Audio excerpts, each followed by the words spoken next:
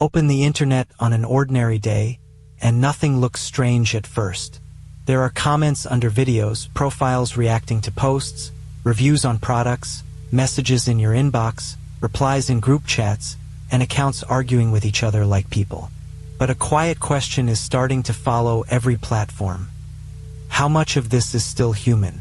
The scary part is not that the internet is full of bots. Bots have been here for decades.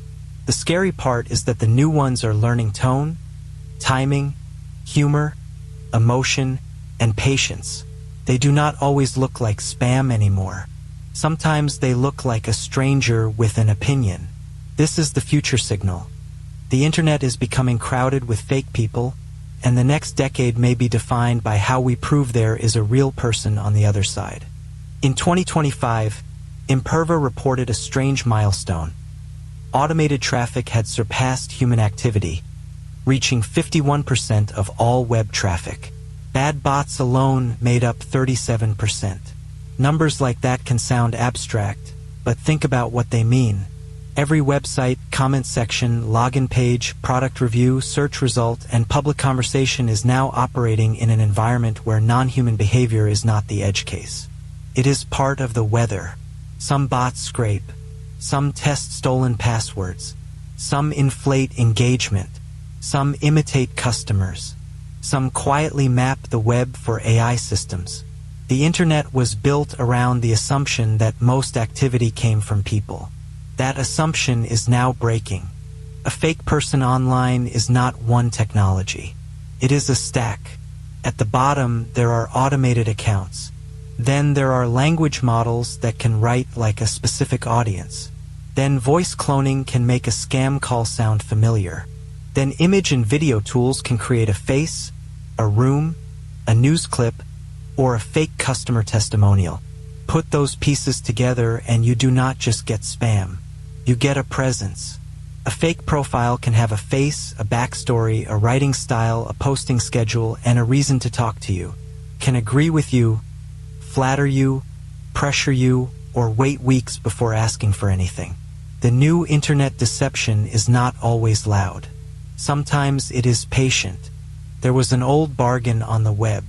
Publishers made pages. Search engines crawled them. In exchange, people clicked through and visited the source. AI changes that bargain.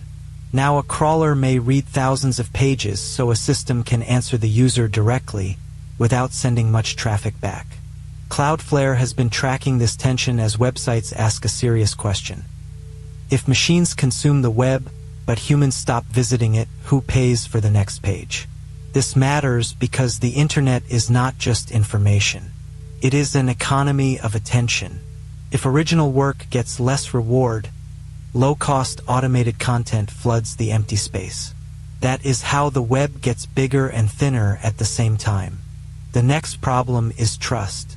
For most of internet history, seeing was cheap evidence.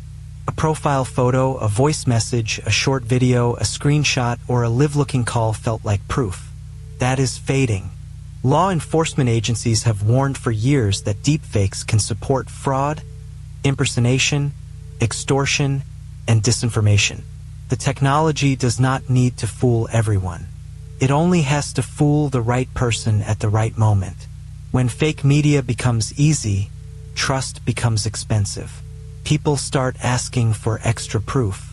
Companies add verification steps. Platforms add labels. Families create code words. Journalists check provenance. Communities become more suspicious. The future internet may not feel fake because everything is fake.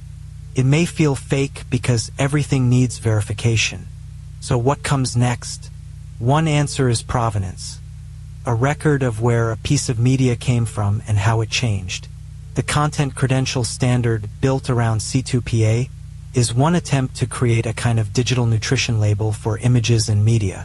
It can show information about capture, editing, and whether AI tools were involved. That will help, but it will not solve everything. A label can travel with a file, but people share screenshots. Platforms compress media. Bad actors remove metadata. And many real moments will still be recorded on ordinary devices with no perfect chain of proof. The deeper answer is cultural. The internet will need new habits.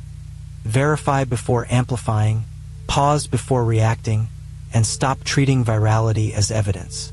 The good news is that fake people do not make real people worthless.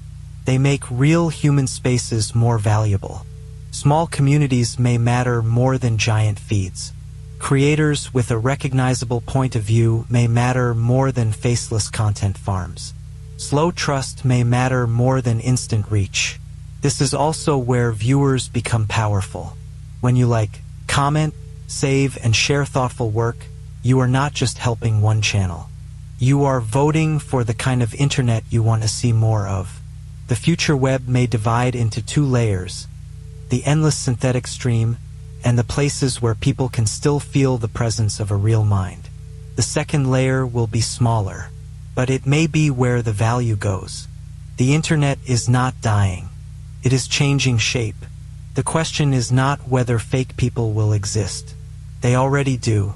The question is whether platforms, creators, and viewers can build enough signals of trust that real people do not disappear inside the noise. In the next few years, the most important online skill may not be searching. It may be sensing. Who made this? Why am I seeing it? Who benefits if I believe it? And what proof would change my mind? There is a practical lesson here too. If a channel wants to survive in this new web, it cannot feel like a content machine. It needs a point of view, a rhythm, and a reason to exist. The internet already has infinite information. What people still search for is judgment. Someone has to decide what matters, connect the dots, and make the future feel understandable. If this video made you look at the internet differently, like it, subscribe to Future Signal and leave a comment with one thing that still feels real online. Because the next Future Signal may not be louder.